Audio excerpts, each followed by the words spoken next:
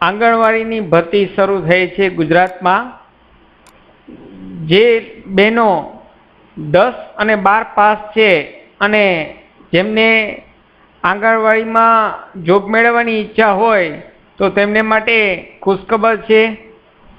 અહીં સરકાર દ્વારા ગુજરાતમાં કુલ 9 જિલ્લામાં આંગણવાડીની ભરતી શરૂ થયેલ છે।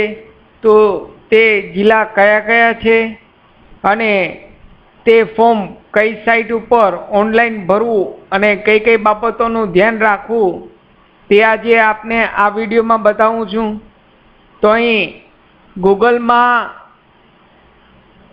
આપણે તેની વેબસાઇટ ટાઈપ કરશું EHRMS ગુજરાત। અહીં ગૂગલ તરત સર્ચ કરી દેશે વેબસાઇટ।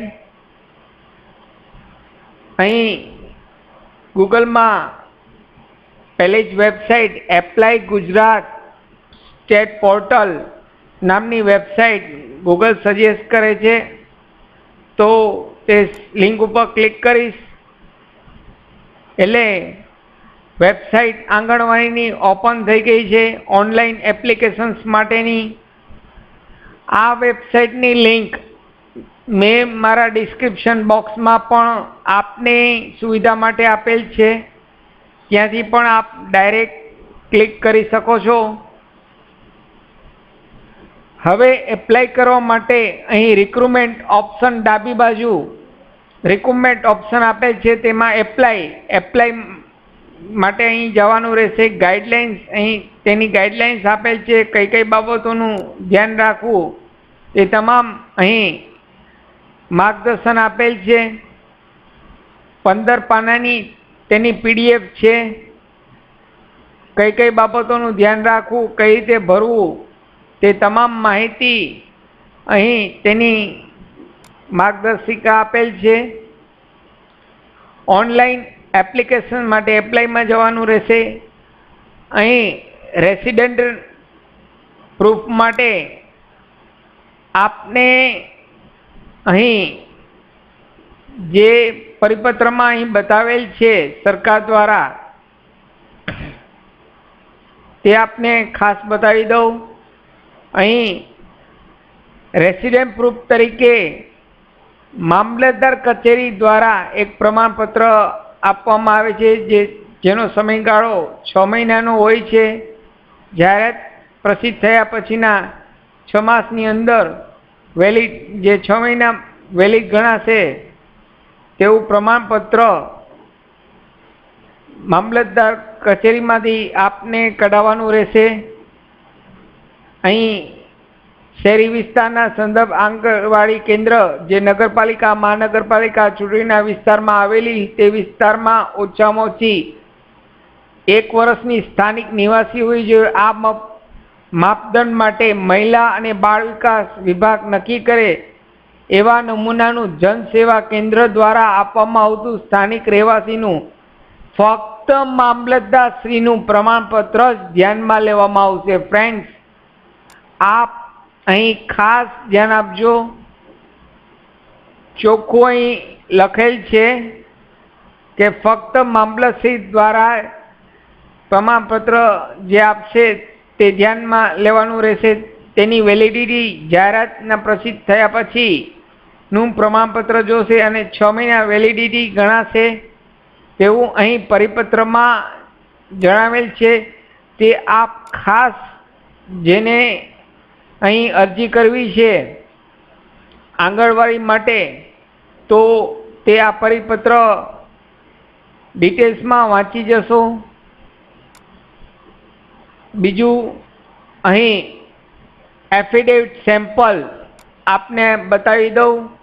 અહીં 100 રૂપિયાના સ્ટેમ્પ પેપર ઉપર તમારે આ રીતે લખાણ કરી સોગંદનામું દેવાનું છે કે જે કંઈ માહિતી અહીં ઓનલાઈનમાં બતાવેલ છે તે તમામ માહિતી સાચી છે। કોઈ પણ માહિતી કે કોઈ ખોટા પુરાવા રજૂ કરેલ નથી તેવું સોગંદનામું 100 રૂપિયાના સ્ટેમ્પ પેપર ઉપર નોટરી કરી દેવાનું રહેશે। તો આ ખાસ બાબત એપ્લિકેશન કરતી વખતે ધ્યાન રાખવાની રહેશે, તે મેં આપને બતાવેલ. હવે એપ્લાયમાં ક્લિક કરશો એટલે અહીં સ્ક્રીન પર આપ જુઓ છો ટોટલ 9 જિલ્લા. નંબર 1 પાટણ, સેકન્ડ ખેડા, ભરૂચ, પોરબંદર, મહીસાગર, ડાંગ, બોટાદ, અમરેલી અને જુનાગઢ. આટલા 9 જિલ્લામાં આંગણવાડી અને આંગણવાડી હેલ્પરની ભરતી શરૂ થયેલ છે. તેની તમામ જગ્યાની વિગત અહીં આપને ડિટેલ્સમાં જઈએ તો ક્લિક કરશું એટલે દરેક જિલ્લા વાઇઝ તેની ડિટેલ્સ આપેલ છે કે આંગણવાડી વર્કરની 60 જગ્યા પાટણ જિલ્લામાં, આંગણવાડી હેલ્પરની સંખ્યા 129, આંગણવાડી વર્કર માટે ધોરણ 12 પાસ રહેશે, જ્યારે હેલ્પર માટે ધોરણ 10 પાસ. ખાસ સમજો બધા, આંગણવાડી વર્કર માટે 12 ધોરણ પાસ છે મિનિમમ, જ્યારે હેલ્પર માટે મિનિમમ 10 પાસ છે. જો આપ વધારે એજ્યુકેશન ધરાવતા હોય તો આપનું મેરિટ લિસ્ટમાં પેલું નામ આવશે. અહીં મેરિટ લિસ્ટ ઉપર આપનો ચાન્સ રહેશે. દરેકની અહીં જિલ્લા વાઇઝ જગ્યાની વિગત આપેલ છે. સપોઝ અહીં હું પોરબંદર જિલ્લો ક્લિક કરું તો તેની માહિતી આવશે. આંગણવાડી વર્કરની સંખ્યા 28, આંગણવાડી હેલ્પરની સંખ્યા 52. તો આ રીતે આપ જાતે આપના ડેસ્કટોપ લેપટોપમાં જોઈ શકો છો કયા જિલ્લામાં કેટલી જગ્યા છે. સાથે અહીં દરેક જિલ્લા વાઇઝ સૂચનો આપેલ છે, તે સૂચન જોઈ લઈએ. તો અહીં આપને જે મેં સમજાવેલ કે 10 પાસ જોશે. આંગણવાડી કાર્યકર માટે ધોરણ 12 પાસ અથવા 10 પાસ અને ACICTE માન્યતા પ્રમાણ પ્રાપ્ત કરેલો ઓછામાં ઓછા 2 વર્ષનો ડિપ્લોમાનો કોર્સ કરેલો હોવો જોઈએ. જો 12 પાસ હોય તો પણ ચાલે, અથવામાં ઓપ્શન છે. જો 10 પાસ હોય તો સાથે આ માન્યતા કોર્સ ધરાવતો 2 વર્ષનો કોર્સ કરેલો જરૂરી ફરજિયાત છે. ખાસ અહીં આપ જેને ફોર્મ ભરવું છે તે સ્ક્રીન પર જે બતાવું છું તે મેસેજ આપ જ્યારે ભરવા બેસો ત્યારે પણ વાંચશો. 12 પાસ મિનિમમ છે આંગણવાડી કાર્યકર માટે, જ્યારે આંગણવાડી તેડાગર માટે મિનિમમ 10 પાસ જ છે. હેલ્પર માટે 10 પાસ છે, આંગણવાડી કાર્યકર માટે 12 પાસ છે. અને અનામત વર્ગના આવતા હોય તે બાબતનું સક્ષમ અધિકારીનું પ્રમાણપત્ર રજૂ કરવાનું રહેશે. અને જો વિધવા હોય સક્ષમ અધિકારીનું તેનું પ્રમાણપત્ર રજૂ કરવાનું રહેશે. અહીં તમામ માહિતી આપેલ છે. 100 રૂપિયાનું સ્ટેમ્પ પેપર જે આપને અહીં બતાવેલ.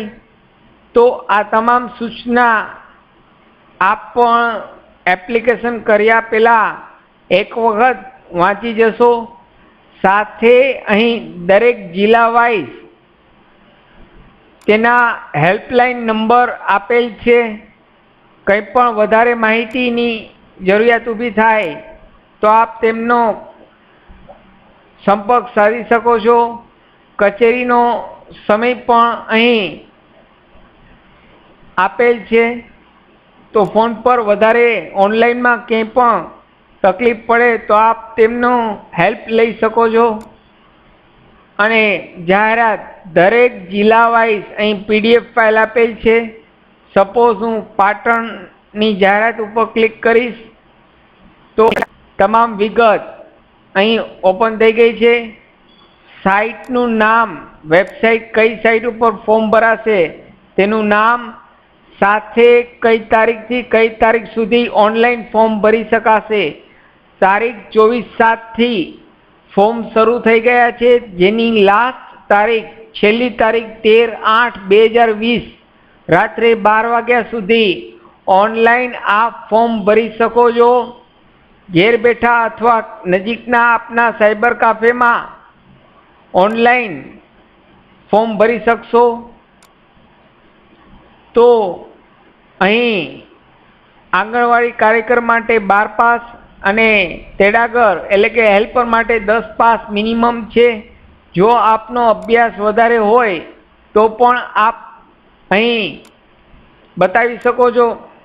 અને આંગણવાડી કાર્યકર માટે તેની ઉંમર છેલ્લી તારીખના 18થી મેક્સિમમ 33 વર્ષ, 18થી 33 વર્ષથી વધુ ન હોવી જોઈએ. અને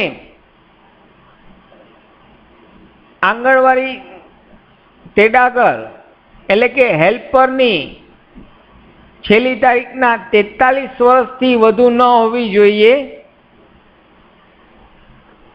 આંગણવાડી કાર્યકર એટલે કે તેની ઉંમર 18થી 33 વર્ષથી વધુ ન હોવી જોઈએ, જ્યારે હેલ્પરની ઉંમર 18થી 43થી વધારે ન હોવી જોઈએ. જે અહીં નોટિફિકેશન્સમાં ઇઝી ભાષામાં આપને નોટિસમાં બતાવેલ છે, તે પણ એપ્લિકેશન કરતી વખતે આપ બધા જોઈ જશો. તો અહીં તે પણ બતાવે છે આંગણવાડી સ્થાનિક હોવી જોઈએ અને રેસિડેન્ટ પ્રૂફ માટે મામલતદાર કચેરી દ્વારા તેનું પ્રમાણપત્ર માન્ય કરવામાં આવશે. તો અહીં તમામ માહિતી ઇઝીમાં ઇઝી ભાષામાં બતાવેલ છે. આપને કંઈ ડિફિકલ્ટી હોય, ન સમજાણું હોય તો મને કોમેન્ટ બોક્સમાં પૂછી શકો છો. હું આપની બનતી હેલ્પ કરીશ. અને જો આપની રિક્વાયરમેન્ટ હશે તો આપને ઓનલાઈન એપ્લિકેશન કઈ રીતે કરવી તેનો પણ વિડીયો અહીં આપને હું બતાવીશ. એપ્લિકેશન કરવા માટે એપ્લાયમાં જવાનું રહેશે. એપ્લાયમાં જશો એટલે અહીં તેની ટર્મ્સ એન્ડ કન્ડિશન આવશે. આઈ એગ્રી પર ક્લિક કરવાનું રહેશે.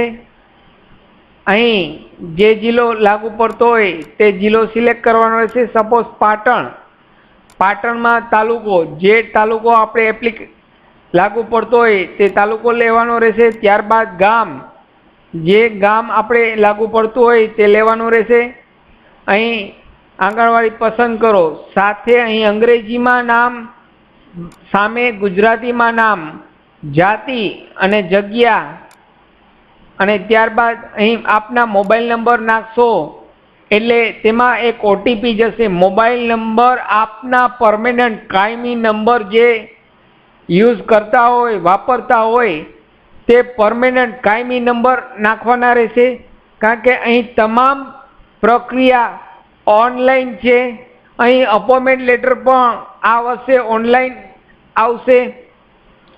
તો આપના મોબાઈલ નંબર એવા નાખવા જે ચેન્જ થતા ન હોય. અહીં પરમેનન્ટ નંબર નાખશો જેમાં આપને ઓટીપી આવશે. ત્યારબાદ અહીં આપ નેક્સ્ટ બટન પર ક્લિક કરશો એટલે વધારેની માહિતી, ઉમેદવારની માહિતીની પર્સનલ ડિટેલ્સ પૂછશે. અભ્યાસની માહિતી જેની અંદર 10મું અથવા 12મું જે આપણે અભ્યાસ કરેલ હોય તે તમામ ડિટેલ્સ નાખવાની રહેશે. સાથે જરૂરી ડોક્યુમેન્ટ્સ, આપના જે એજ્યુકેશન છે તેના તમામ ડોક્યુમેન્ટ્સ અહીં અપલોડ કરવાના છે. તો અહીં તમામ ઇન્ફોર્મેશન, માહિતી ગુજરાતી ભાષામાં છે.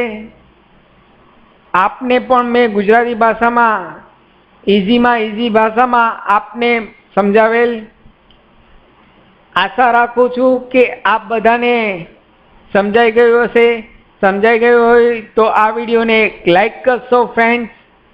નવા હો અને અમારી ચેનલ પહેલી વખત જોઈ રહ્યા હો તો અમારી ચેનલને સબસ્ક્રાઈબ કરવાનું ભૂલશો નહીં, જેથી કરીને ભવિષ્યમાં આવા અનેક વિડીયો જ્યારે અપલોડ કરીએ ત્યારે આપના નોટિફિકેશન્સમાં આપને સૌથી પહેલાં જોવા મળશે.